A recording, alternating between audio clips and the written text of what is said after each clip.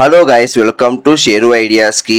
తెలంగాణ రాష్ట్ర వ్యాప్తంగా 10th class exams అయితే జరిగాయి కాబట్టి వాటి సమస్యల రిజల్ట్ అయితే ఎప్పుడు వస్తాయని చాలా మంది విద్యార్థులు అడుగుతున్నారు.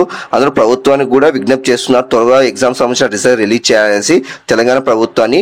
కాబట్టి ఈ నేపథ్యంలో తెలంగాణ రాష్ట్ర ప్రభుత్వం అయితే ఇప్పుడైతే 10th క్లాస్ సమస్యల రిజల్ట్ అయితే రిలీజ్ చేయబోతుంది. కాబట్టి ఎప్పుడు రిజల్ట్ రిలీజ్ చేస్తున్న దానిపై ఈ వీడియో క్లాస్ చెప్తే అనుకుంటండి.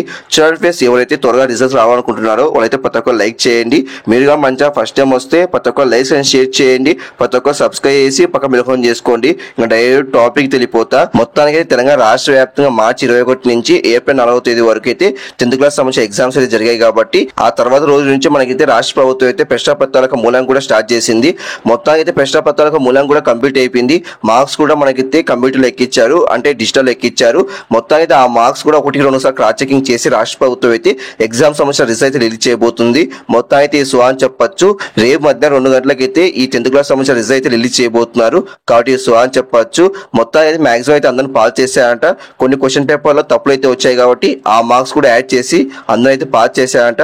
మొత్తం అయితే ఇది సో అని చెప్పొచ్చు. మొత్తానికి అయితే రేపైతే మధ్యాహ్నం 2 గంటలకైతే తెలంగాణ సంబంధించిన 10th క్లాస్ ఎగ్జామ్ రిజల్ట్ అయితే వస్తున్నాయి. కాబట్టి చాలా మంది విద్యార్థులకు ఈ విషయం తెలియదు. కాబట్టి ప్రతి ఒక్క లైక్ అండ్ షేర్ చేయండి, ప్రతి ఒక్క సబ్స్క్రైబ్ చేసి ఒక మిలహం చేసుకోండి. Thank you for watching.